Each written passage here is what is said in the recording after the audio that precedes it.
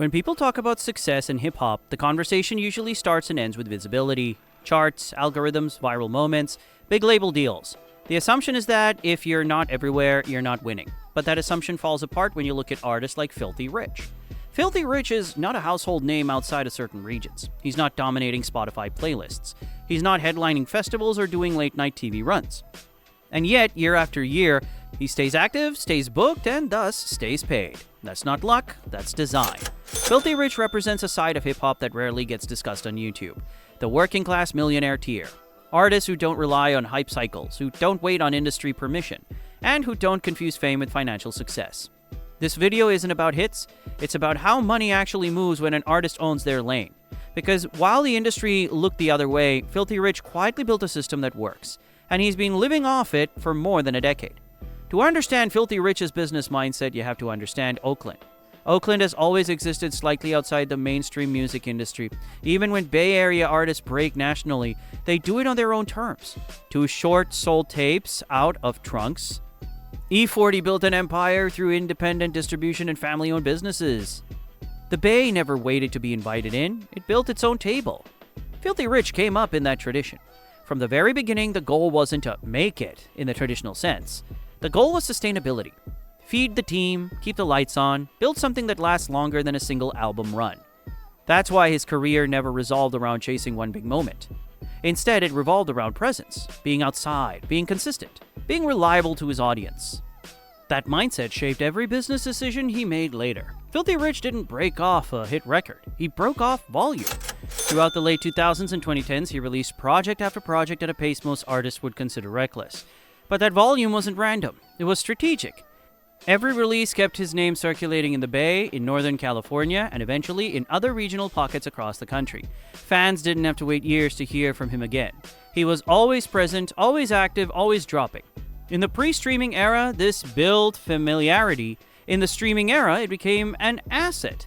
Most rappers don't realize this early enough. Catalogs are more valuable than hits.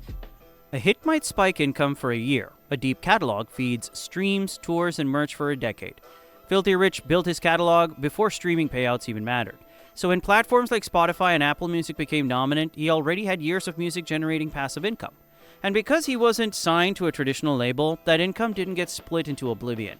One of the most important parts of Philthy Rich's career is also the least flashy. He never gave up control. No rushed major label deal, no long-term publishing grabs, no master signed away for an advance.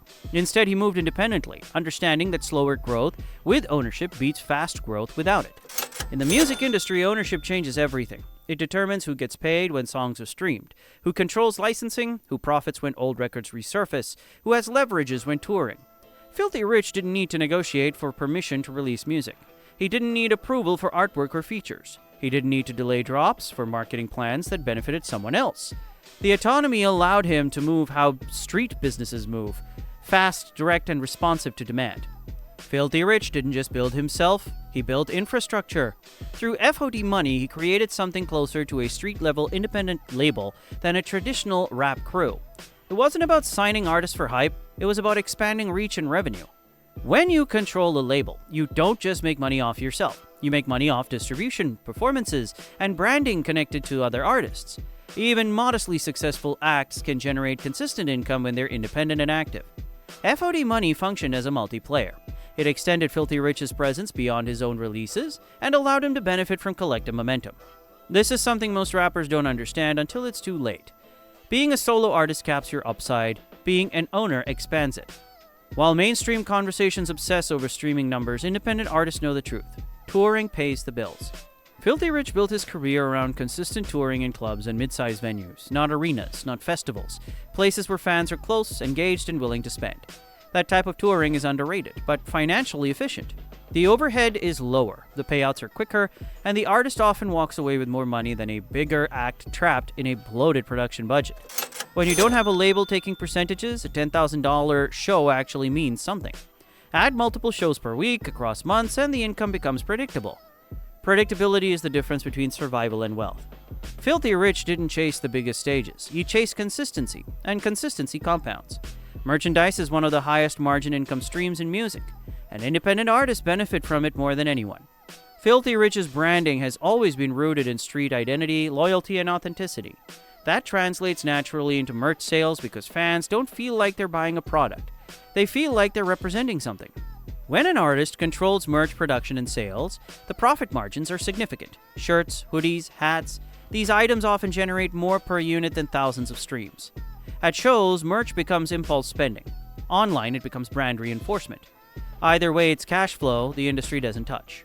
This is one of the reasons independent rappers often outlast major label artists financially. When streaming dips, merch doesn't disappear. Here's a hard truth. Hit records are volatile. They are unpredictable, expensive to market, and often benefit everyone except the artist. Radio production costs money. Playlist placement favors labels, and chart success rarely equals ownership. Philthy Rich never built his business around chasing hits. He built it around repeat customers.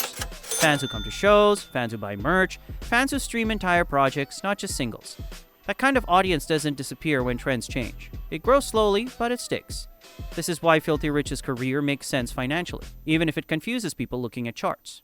Every year Philthy Rich stayed active, his catalog grew stronger, and catalog is where long-term money lives. Older music doesn't expire. In fact, it often becomes more valuable over time as new fans discover it and existing fans revisit it. Because Philthy Rich owns his music, every stream of an old record still pays him. Every performance of a classic song still benefits him directly. There's no expiration date on ownership.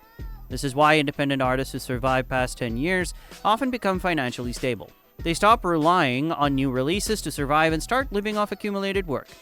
Philthy Rich reached the stage without even needing mainstream validation.